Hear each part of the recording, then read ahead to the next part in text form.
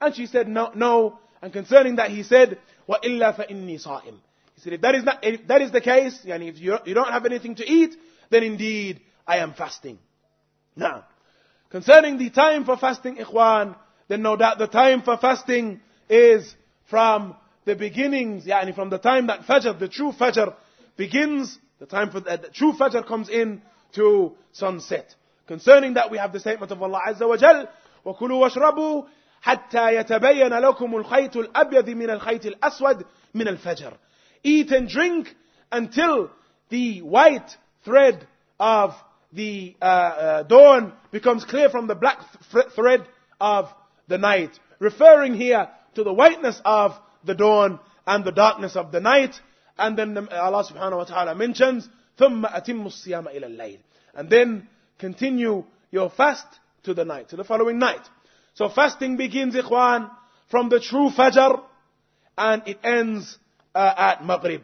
Concerning the true Fajr, the Messenger sallallahu alaihi wasallam says, as occurs in the hadith of Ibn Abbas and Jabir ibn Abdullah, he mentioned, الفجر فجران فأما الأول فإنه لا يحرم الطعام ولا يحل الصلاة.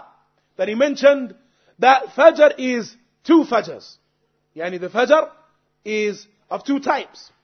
The first of them, as for the first of them, he mentioned, then indeed it does not make eating haram. Neither does it make praying halal. For indeed Salatul Fajr doesn't begin until Fajr is apparent. So the Messenger ﷺ said, as for the first Fajr, then it does not make fasting, it does not make eating haram, neither does it make praying halal. And he mentioned, وَأَمَّا الثَّانِي فَإِنَّهُ يُحَرِّمُ الطَّعَامِ وَيَهِلُّ الصَّلَاةِ. That he mentioned, as for the second Fajr, then it makes the salah, it makes the eating haram. After the second Fajr, then the eating is not permissible for the one who is fasting, and it is permissible for him to pray.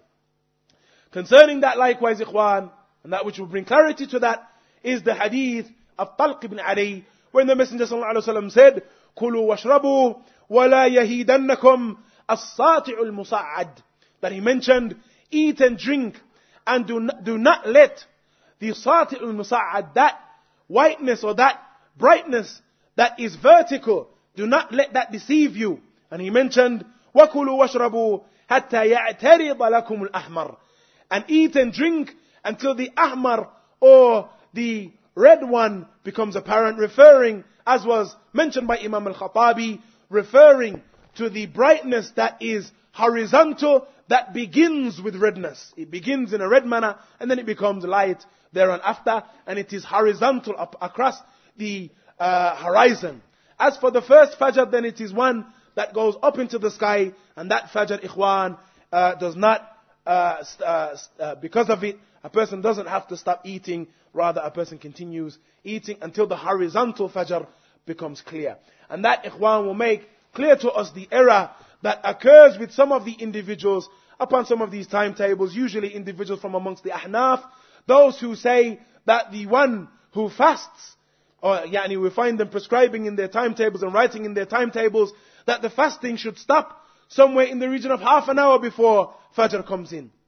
And all of that, ikhwan, in opposition to the madhab of the Salaf. For indeed, as occurs in some narrations from our Salaf, the Sahaba were the latest of the people in taking suhoor, and the earliest of the people in breaking their fast. Now, concerning that likewise, ikhwan, it is prescribed for the fasting person to take the suhoor. To take the suhoor, which is that meal that is taken prior to the beginning of the fast, as occurs in the hadith of Amr ibn al-As in Sahih Muslim, wherein the Messenger sallallahu alaihi wasallam said, فَصْلُ مَا بَيْنَ سِيَامَنَا وَصِيَامِ أَهْلِ الْكِتَابِ أَكْلَةُ السَّحَرِ. That he mentioned that the difference between our fasting and the fasting of the people of the book is the taking of that pre-dawn meal. The difference between our fasting and the fasting of the people of the book is the taking of the pre-dawn meal. Similarly, concerning that, the Messenger ﷺ informed us of the fact that the suhoor is barakah. The suhoor is blessed. And the Messenger mentioned in the hadith of Anas ibn Malik, radiyallahu anhu, in Sahih Muslim and Sahih Bukhari, when the Messenger sallallahu alaihi wasallam said, تَسَحَّرُوا فَإِنَّ فِي السُّحُورِ بَرَكَةً. He said, take the suhoor, take that pre-dawn meal, for indeed in taking that is barakah. And similarly, we have in the hadith of Abi Sa'id al-Khudri, the statement of the Messenger, sallallahu alaihi wasallam, as-suhoor aklatu barakatin. He said that the suhoor is a meal that is mubarak, yani that is aklatu barakatin, a meal of barakah, a meal that is a blessed meal. فلا تدعوه ولو أن تجرع أحدكم جرعة من ماء. That he mentioned, so let not one of you leave it, even if it means that he has to take a gulp of water. So don't wake and say, subhanallah, I don't have time to prepare any meal, so I'm going to leave the suhoor. The Messenger said, it is aklatu barakatin. It is a meal of barakah. So let not one of you leave it, even if it means he has to take a gulp of water. فإن الله وملائكته يصلون على المتصحرين. That he mentions that indeed Allah forgives, or forgives the one who Allah and His messenger and His malaika, His angels, the angels make dua for, and Allah subhanahu wa ta'ala forgives the mutasahhirin. Allah forgives the mutasahhirin, those who take that meal.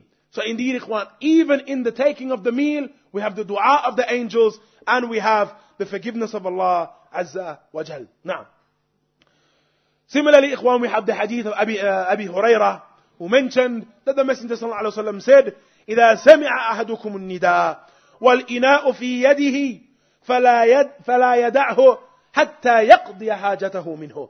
That he mentioned, if one of you hears the call, yani the adhan, and the ina, or the container, is in his hand, then he should not leave it alone. He should not put it down until he takes his need from that. So for instance, ikhwan, you prepared a meal prior to the time of Fajr coming in, and during your eating of the meal, you recognize that the time for the Fajr has come.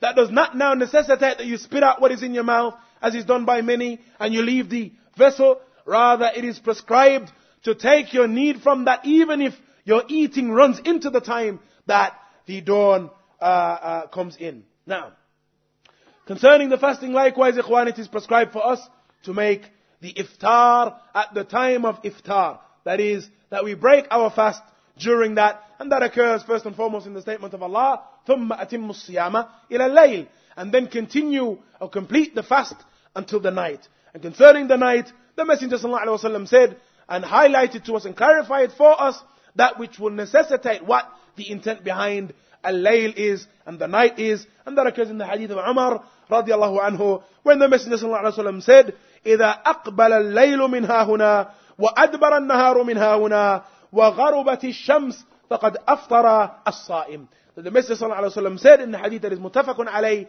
if the night appears from here, if the night comes from here, appears from here, and the day goes away from there, pointed to the other direction, and the sun has set, then indeed the fasting person has broken his fast. So that is the time for the breaking of the fast. When we see darkness appear one side of the sky, lightness, even if the light of the day still remains at one side of the sky, and we see that the sun has set, then we break our fasts. Concerning the breaking of the fast, ikhwan, from the affairs, ikhwan, that are misunderstood, and from the affairs that there has occurred, opposition to the sunnah of the Messenger sallallahu alaihi wasallam, is the delaying of the breaking of the fast. And that is something, ikhwan, that we see present similarly on some of the timetables and in some of the masajid. That we see them breaking their fast 5, 10, 15, 20 minutes sometimes after the time for the fast and the time for the breaking of the fast occurs. And that, ikhwan, is from the reasons that the khair and the good has been stripped from the religion, from the ummah. And for the reasons, ikhwan, that the ummah has ceased to be manifest, as occurs, ikhwan, in a number of ahadith. The first of them, the hadith of Sahal ibn Sa'd al-Sa'idi, where the Messenger sallallahu alaihi wasallam said, لا يزال الناس بخير ما عجل الفطر. That the Messenger sallallahu alaihi wasallam said that the people will not cease being upon good and being in good as long as they hasten to break their fasts. As long as they hasten to break their fasts, they will not cease being in good. Similarly, the Messenger ﷺ said that this deen will not cease being zahir, will not cease to be apparent and manifest as long as the ummah hasten to break their fasts. So, ikhwan, to delay breaking the fast is from the resembling of the Christians and the Jews. We have in the hadith of Abu Hurairah radiallahu anhu, where the Messenger sallallahu alaihi wasallam said, as occurs in the hadith in Abi Dawood, لا يزال الدين بخير لا يزال الدين ظاهرا ما عجل الناس الفطر لأن اليهود والنصارى يؤخرون. That he mentioned, indeed, the deen will not cease being manifest and being apparent as long as the people hasten to break their fasts. For indeed, the Christians and the Jews, they delay their fasts